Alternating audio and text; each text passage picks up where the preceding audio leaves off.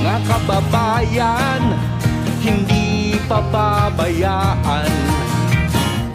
Kahit anong oras, kahit anong panahon, sa sakuna at krisis, may tol kang maaasahan. Usapang tol, usapang tol. Senador Francis Tolentino, Senador Francis Tolentino, tol ng bawat Pilipino. Trabaho ba kamo? Tutok lang dito sa Usapang Tol. Usapang Tol, Usapang Tol. Senador Francis Tolentino, Senador Francis Tolentino, tol ng bawat Pilipino. Magandang umaga po Luzon, Visayas at Mindanao. Ngayon po ay araw ng Lunes ba? Unang araw sa buwang ito ng Hulyo. Ang bilis umusad ng panahon, ano? July 1 na, akalain nyo, nakakapitong buwan na ang taong 2024. At ako pong muli ang inyong lingkod, Cecil Villarosa, para sa isa na namang edisyon ng programang Usapang Tol. Makakasama natin syempre mamaya, wala pong iba kundi ang tol na bawat Pilipino, Senator Francis Tol Tolentino. Tayo po ay live na nasusubaybayan sa iba't ibang panig po ng bansa sa pamagitan po yan ng mga regional station ng DWIZ 882 at syempre maging sa iba't ibang panig po ng mundo. Kaya yung ating mga kababayang OFW, naku, pwede po kayong mag-participate sa ating talakayan. Sa pamagitan po yan ng pagsubaybay sa DWIZ sa amin pong mga online accounts. At syempre tayo po ay napapanood din live simulcast sa Aliw TV Channel 23. Pwede po kayong mag-participate sa ating talakayan. Gaya po nating nabanggit kanina, magpadala po kayo ng komento, inyong kuro-kuro sa pamagitan po ng pagkapadala ng mensahe o comment sa aming pong Facebook page. O kaya po sa aming hotline 0999-376-6768. At mamaya po, ibibigyan natin yan ng daan, ng oras para mabasa po ang inyong mga komento o mga kuro-kuro. Dahil ngayon po ay araw ng Lunes, yan po ay ating inilalaan para po sa mga usapin na may kinalaman po sa trabaho para matutukan po yung mahalagang sektor na yan. Lalo pat ang mga manggagawa ang itinuturing na backbone of the economy. At syempre, mamaya meron din po tayong makakapanayam mula po sa Philippine Sports Commission. Yan, PSE. Para alamin yung iba pang mga paghanda na ginagawa ng Pilipinas para sa nalalapit ba Hulyo na ngayong July 26.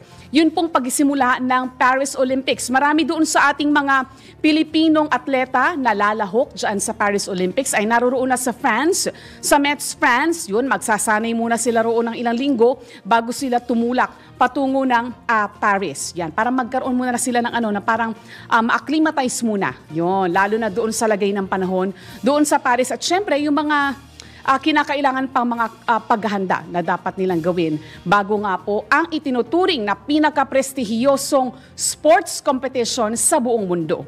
Samantala sa punto pong ito, puntahan na po natin ang ating mga headlines. Mga malalaking balita, pinag-uusapan, mga balitang bagong-bago sa DWIZ Headlines. At ngayon sa ulo ng ating mga balita, ngayong unang araw ng Hulyo, taong 2024, araw po ng Lunes, presyo ng itlog sa Batangas tumaas. DWIZ Balik. Bangka sumabog sa Baho de Masinloc, 2 Pinoy sugatan. DWIZ Balik. Pangulong Marcos umaming hirap pumili ng bagong kalihim ng Department of Education. DWIZ Balik. Dating cabinet member, protektor umano ng Pogo ayon sa PAGCOR. DWIZ Balik. At paoksina katanggap umano ng death threat kasabay ng ginagawang investigasyon sa mga illegal na Pogo. Mga balitang updated, mga isyong updated, mga komentaryong updated sa Usapang Tol. Kasama si Senator Tol, Senator Francis Tolentino, Tol ng bawat Pilipino, at Cecil Villarosa.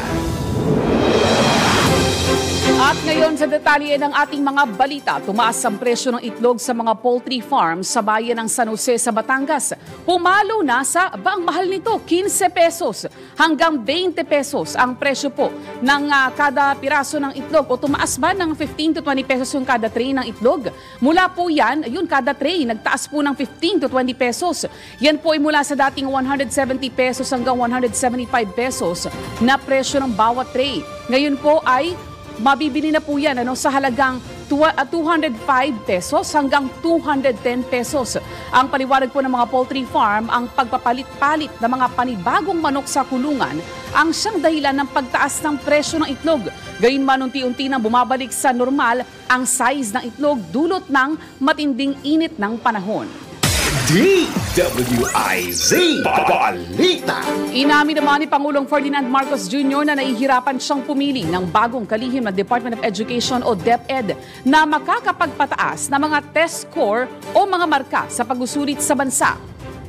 Ayon po kay Pangulong Marcos, nahihirapan siya dahil maraming magagaling na pagpipilian. Marami na rin siya nakitang mga curriculum vitae, subalit ang mahalagaan niya ay kailangan pa rin pumili ng mayroong kaalaman sa pagiging isang educator. Inamin din ng Pangulo na wala siyang listahan o shortlist kung sino ang susunod na kapalit ni VP Sara, kundi kung sino ang kanyang personal na kakilala. At sa tingin niya ay kaya ang trabaho at marami ang nagsasabi sa kanya na tungkol dito at yan ay sa kanya pagpipilian. Marami palang mga inirekomenda sa Pangulo. DWIZ Balita. Sa iba pang mga balita, ibinunyag naman ng Philippine Amusement and Gaming Corporation o PAGCOR na isang dating secretary ng gabinete ang di umano'y protektor ng illegal na Philippine Offshore Gaming Operators o POGO Hub na sinalakay kamakailan. Ayon kay PAGCOR Chairman at Chief Executive Officer Alejandro Tenco, iimbestigahan ng mga otoridad ang partisipasyon ng mga dating government officials at mga kasabwat sa pagbibigay ng lisensya sa mga POGO operator na questionable ang background. Gayunman, pansamantala muna ang hindi siniwalat ng PAGCOR Chairman o ng PAOK Chairman ang pangalan ng dating mga government official. DWIZ Balita.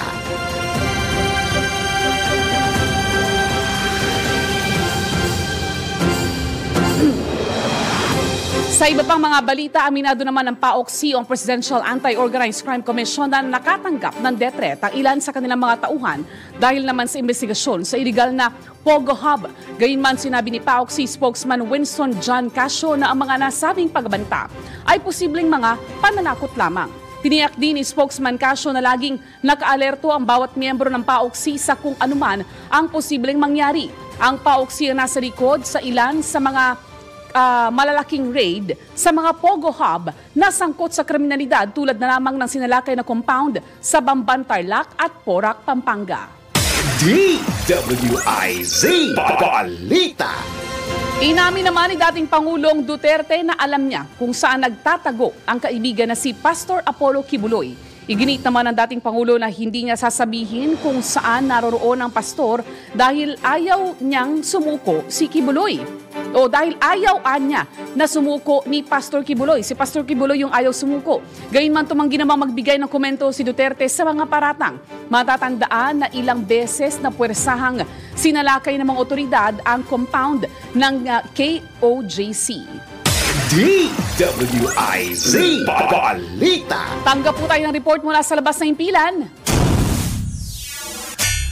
Pag-iwas sa moonlighting ng mga pulis, ipinaalala ni General Marbil, kaligtasan ng publiko, pinatitiyak. Report mula kay Patrol No. 17, Jopel Peleño. Jopel?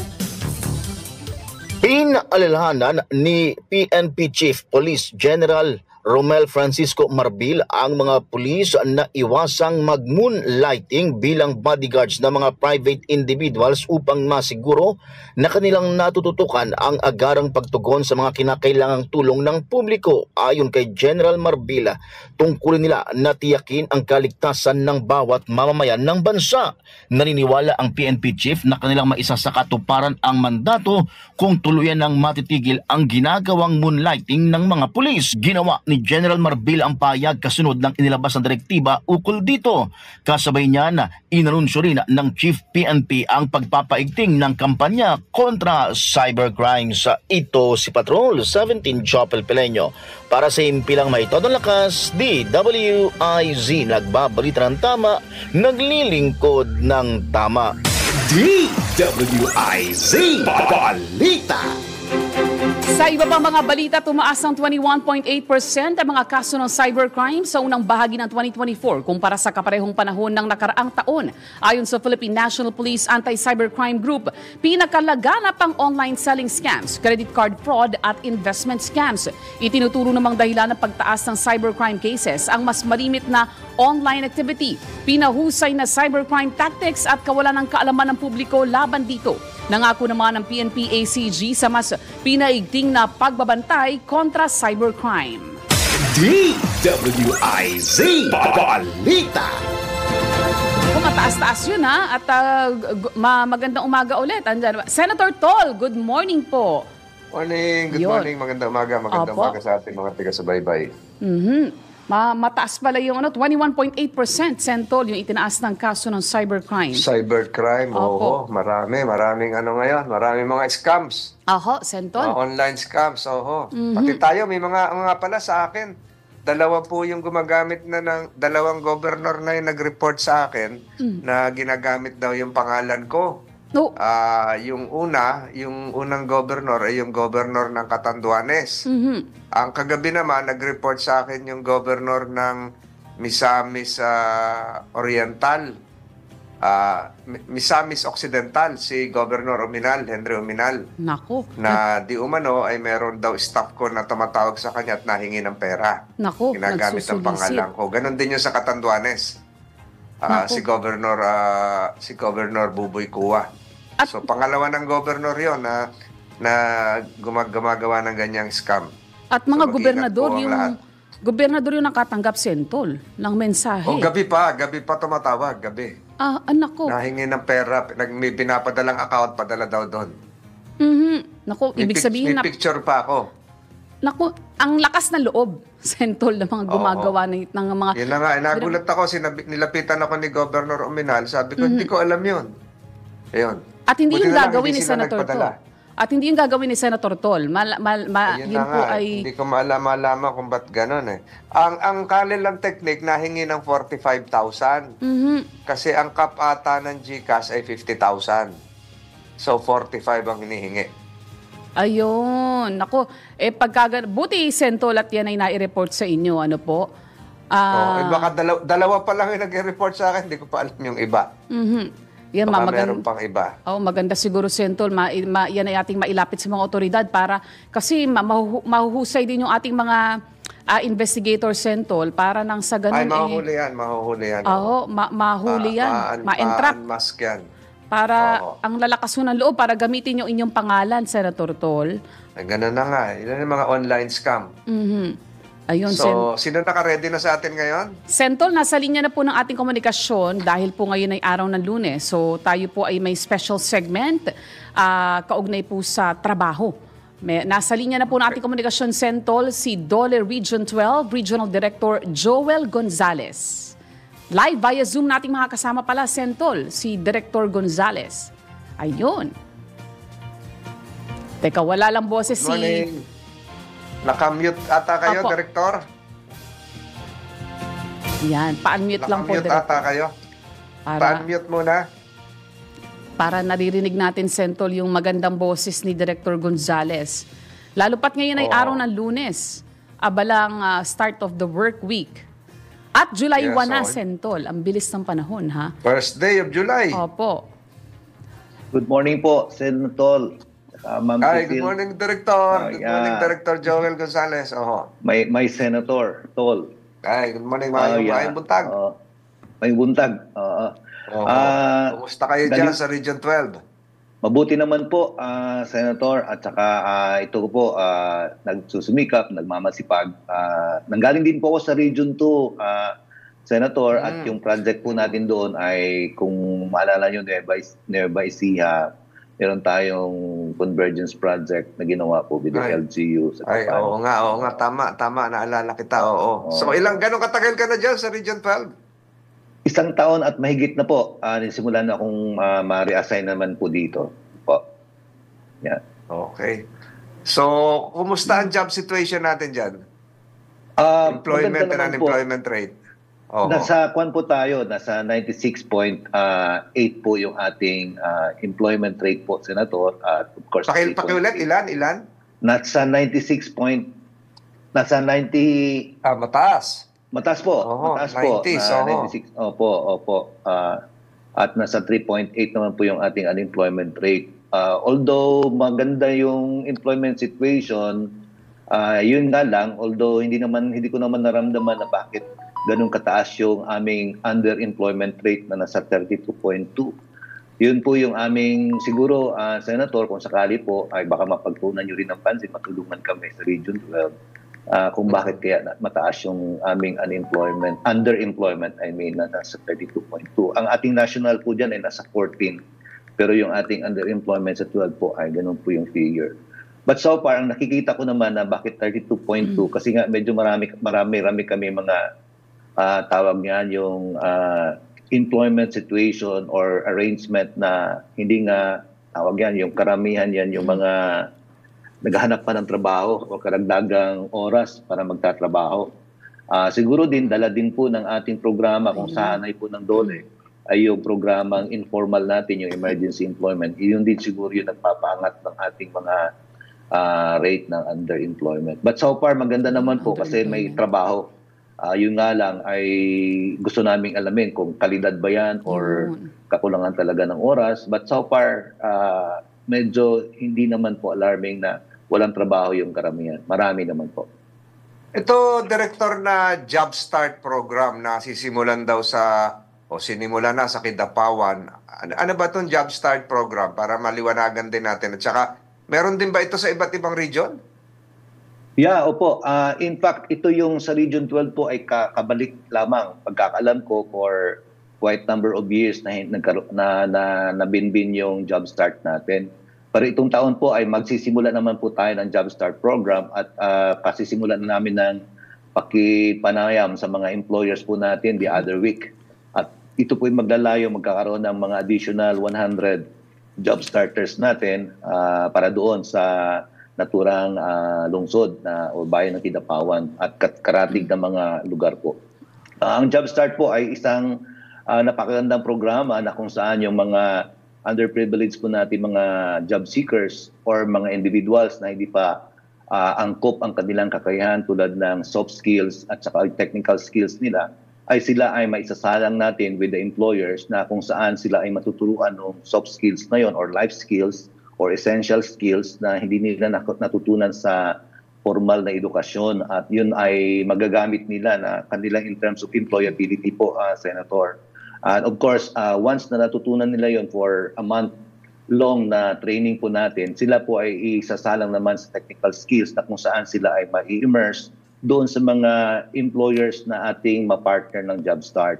At doon ay inaasahan natin na matutunan nila yung mga technical skills na yon, kung ano man ang klaseng establishments ang kanilang matutuluyan at kung saan sana iilan sa kanila ay ma-absorb mismo ng mga establishments na yon dahil sa kanilang kakayahan or madali na po silang makapaghanap ng trabaho pagkatapos po ng ating Job Start. Kaya tinatawag po siyang Job Starter po, Senator. Ayun.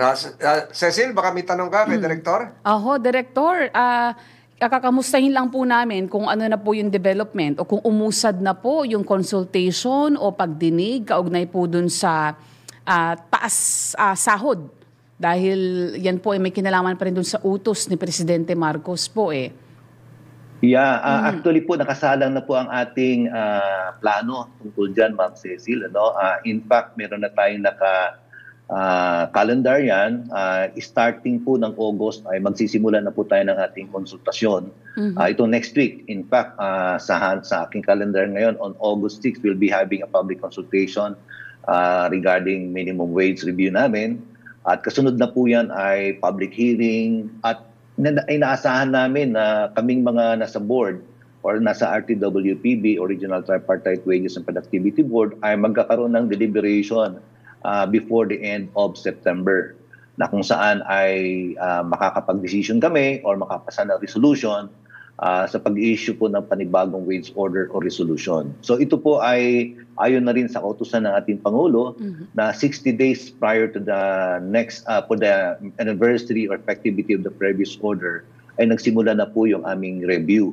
Ang review pong ibig sabihin po yan ay hindi naman kaagad-agad na magkakaroon ng panibagong wage order, but review po na pagre-repaso po ng ating mga statistics, ng ating mga kasama yung pagko-consult natin sa mga sectors na maapektuhan or merong interest patungkol dyan. At may public hearing din po upang formal na pakinggan sila kung may petition or may mga oposisyon patungkol sa pasahod.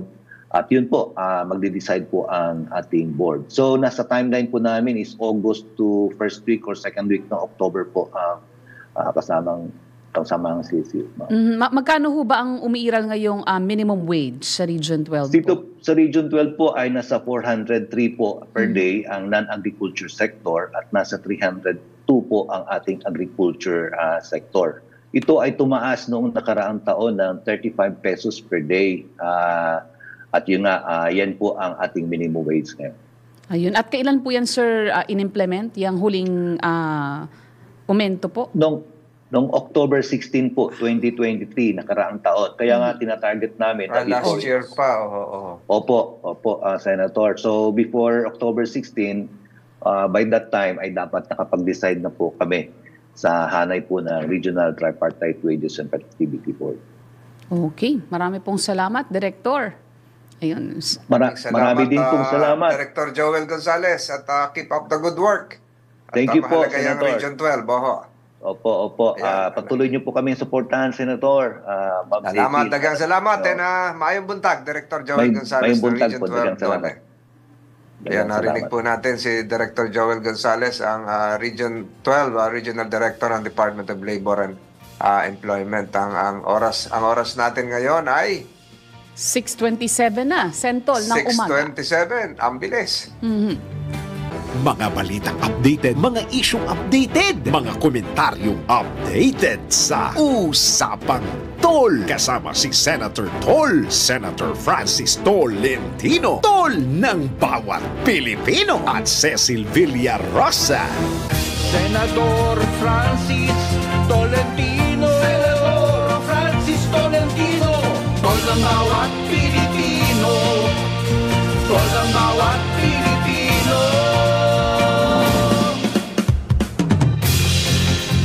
Nagbabalik po ang programang Usapang Tol, at ito na, Sentol, yung isa sa ating mga tinututukan, no, at advokasya ng ating programa, yung pagsuporta sa sports, Sentol. Nasa linya na po ng ating komunikasyon sa Philippine Sports Commission Chairman Richard Bachman. Good morning po, Chairman. Magandang umaga po, Senator Francis and Cecil, and to all your listeners. Hi, good morning, sir. Good morning, Chairman Bachman. Di tayo nagkita sa nagkasali tayo doon sa ROTC Games.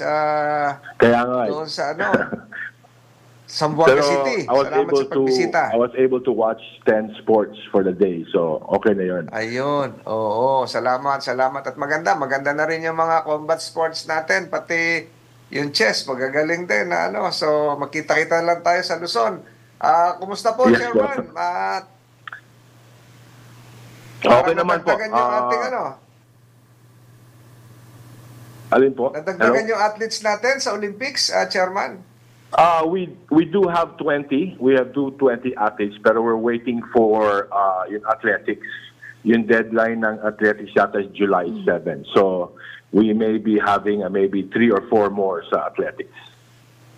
Ganon. Yung meron yung pamangkin ko pumasok ata. Yung pamangkin ko, Chairman. Oh, nice. Nice. We also have Wow. Anong sports we also have we also have yung para athletes. Now we have 6 already. So that will happen 2 weeks after yung Olympics po. Ayun, So ang pasok sa atin ngayon ay ilan na lahat ang total natin ngayon, Chairman? So we we have 20 for now, and then we're looking at maybe 4 more. So it will hit maybe 24, and then we have actually 6 for para games, para Olympic Games. So aabot ng mga less than 30 athletes po. Hindi pa natin wag natin ma-discount ang Gilas nagpipick na ngayon ang Gilas, Chairman. Baka makasungkit ito sa Georgia. Baka makapuling ito. Baka manalo tayo sa Georgia. Yes. So they have Latvia and Georgia to actually play with in July 2 yata yung first game nila. Kaya lang madaling araw, Chairman. Chairman, may nakikita ko mga games ngayon sa Rizal Memorial. Ano po 'yun? May mga we have a lot of sports already in Rizal Memorial reserving. So we had last weekend yung Arnis. They had that for the weekend.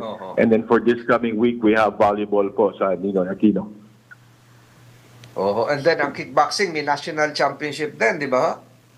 Yes po. So it's all happening in Rizal Memorial. Medyo binubuhay natin yung Rizal Memorial. Ay, oo. Maganda talaga yan. Any plans, Chairman, sa Rizal, speaking of Rizal Memorial na halimbawa baguhin, mag-demolish ng isa para to accommodate another structure? May ganun bang plano? Yes. So when I lobbied last year po, I was able to get 250 million from government and then 100 million from Senator Pia for dormitories. So we will start end of month. We will break down the boxing and Pencak Silat building. We will build a 7-story building for dormitories and a new boxing and Pencak Silat facility.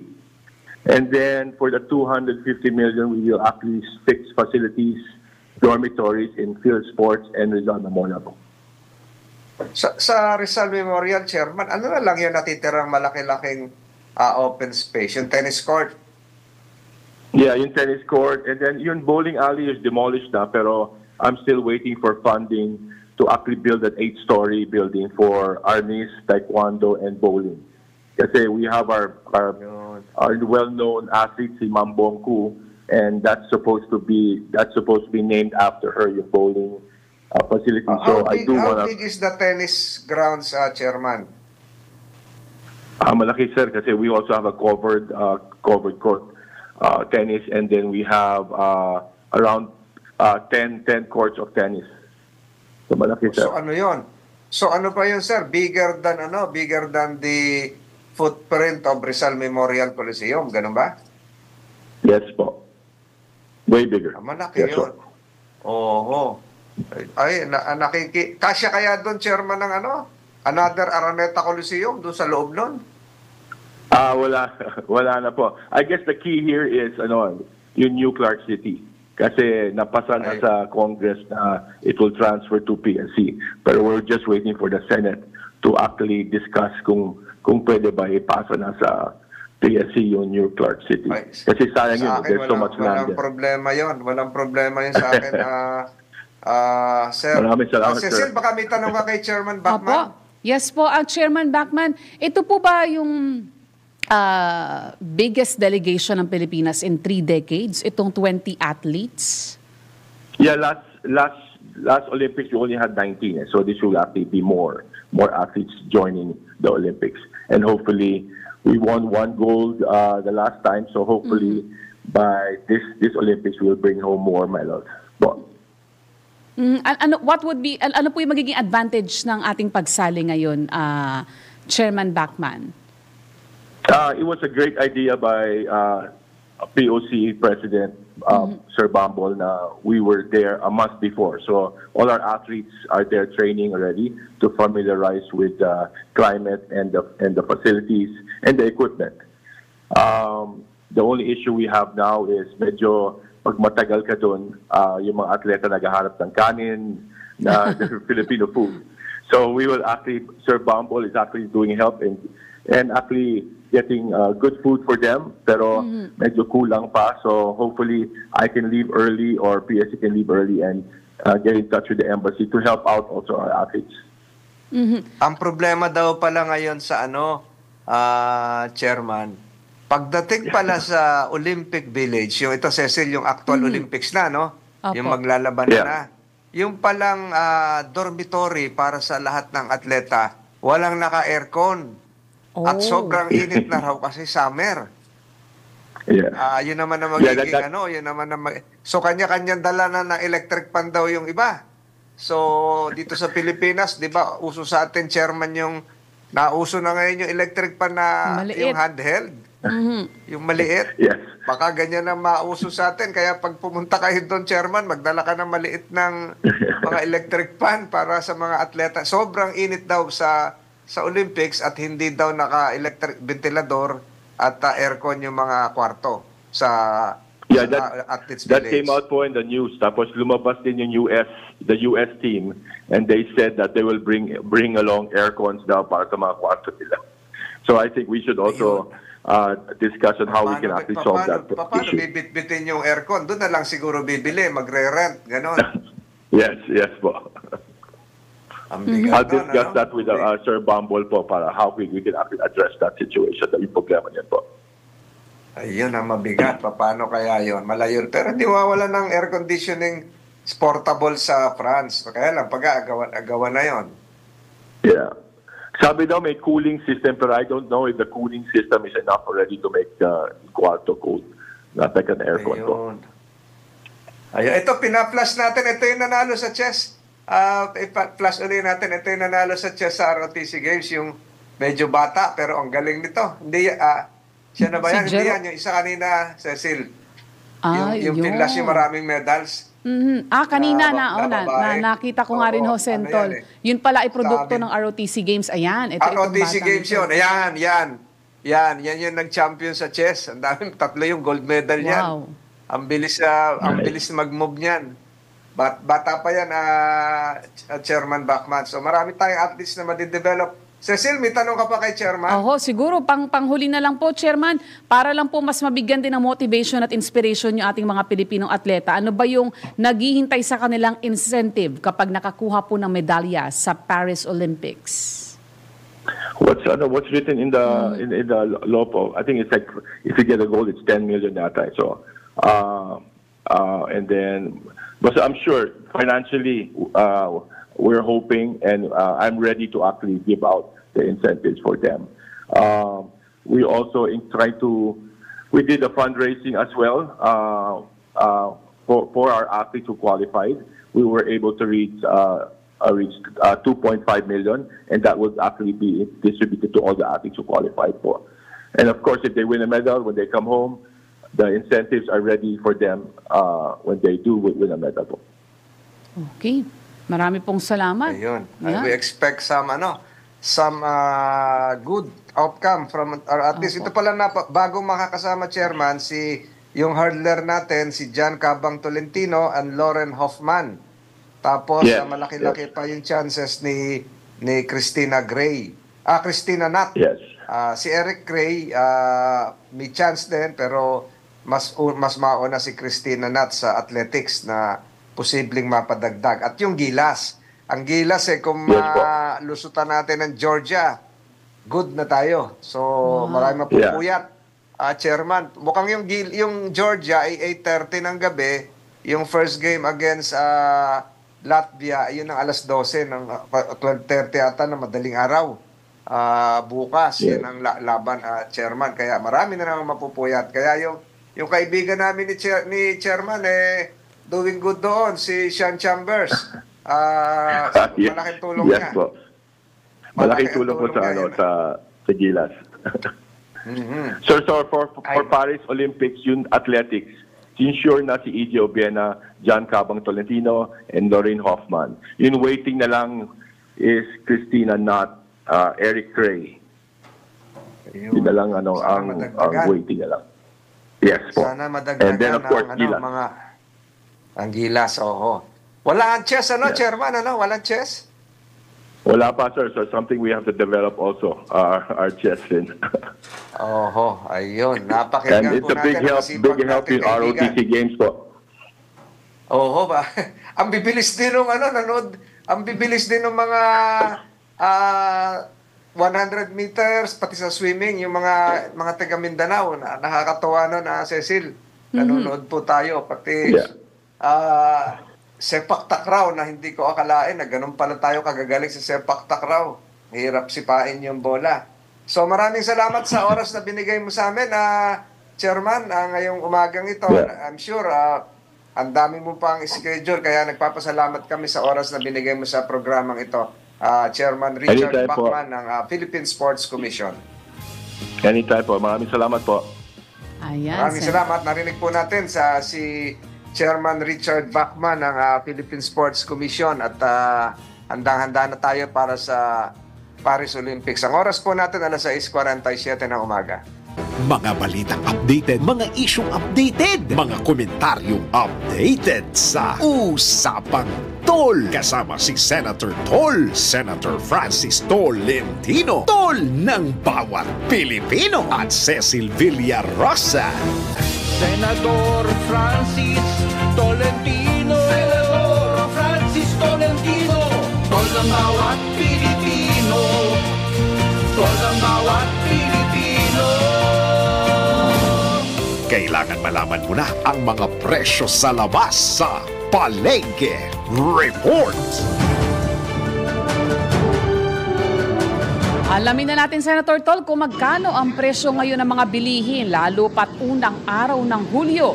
Naroon ngayon sa Star Market sa Pasig City si Sandy Fernandez. Sandy, good morning. Good morning po, Senator Francis Tolentino at Ms. Cecil Villarosa. Ako ay dito ngayon sa Star Market ng Pasig City. Ang bigas dito mula Bulacan ay with stable prices, kaya 50 pesos per kilo ang pinakamura. Ito ang premium rice. Habang 65 pesos per kilo naman po ang pinakamahal. Ito yung ating Japanese at Dinerado. Ang isda naman mula Pasig Public Market ay with stable prices din, kaya 180 pesos per kilo ang pinakamura. Ito ang tilapia. Habang 460 pesos per kilo naman po ang pinakamahal. Ito yung pampano. Ang seafood naman dito gaya ng tahong ay 160 pesos per kilo. Pusit 500 at hipon po ay 560 pesos per kilo. Ang karne naman mula Pampanga at Tarlac ay nagtaas ng presyo dala ng mataas ang feeds at di lumalaki ang baboy, kaya ang pata at ribs ay nasa 320. Laman gaya ng kasimpige at pork chop ay 350 pesos per kilo. Liempo naman po ay 390 pesos per kilo. Habang ang manok na mula Pasig Public Market din ay nasa 220 pesos per kilo. Sa usapan naman po ng gulay galing Baguio at Laguna ay di umanong nagtaas dala ng panahon. Kaya ang pinakamurang gulay, ito ang repolyo, ay mabibili ng 80 pesos per kilo. Habang ang inaabangan natin hong luya ay 200 pesos per kilo. At isa po ito sa mga pinakamahal natin ngayon, Senator Francis Tolentino at Ms. Cecil. Magkano uli ang luya, Sandy? Nasa 200 pesos per kilo ho ang bentahan dito, Senator Francis. Bumaba ng kaunti kasi nung isang linggo nag-220, di ba? Yes, So Senator. bumaba ng kaunti. Yes po, Senator Tolentino. Tama po. Nagbaba Sino po naman sa nanalo na natin? Sino naman ang token winner natin ngayon?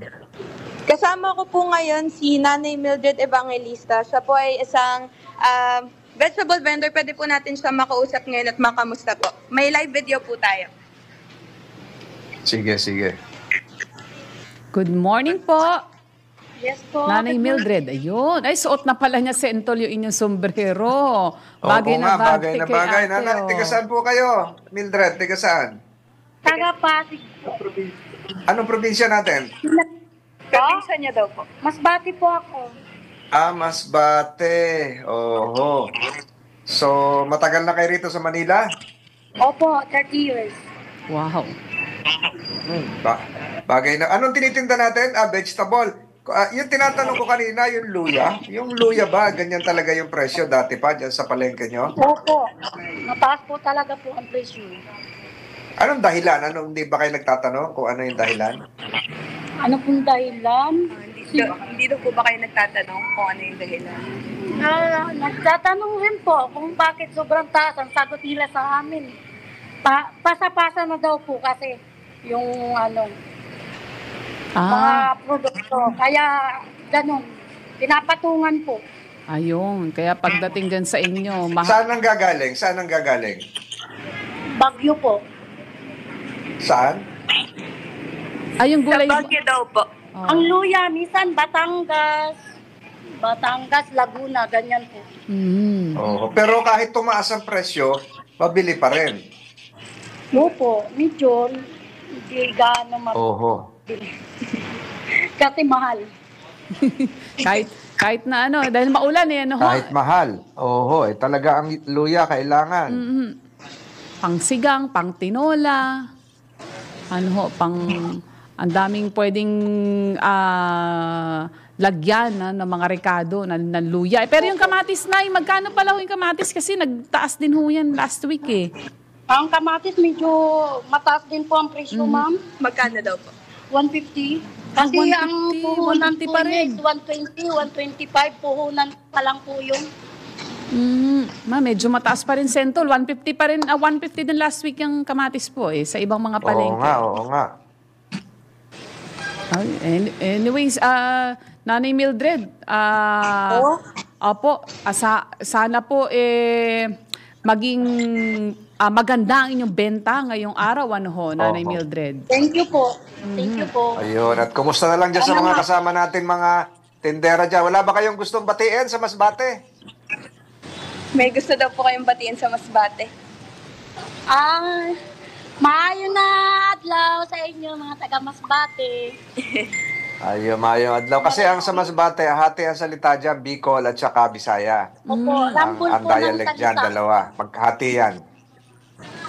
Maayong adlaw, maayong buntag, Mildred, at sa lahat ng mga kasamahan mo dyan, magandang umaga at sana maging maganda ang araw ninyo at ang buong linggo. Ito si Senator Tolentino. Magandang umaga, Mildred.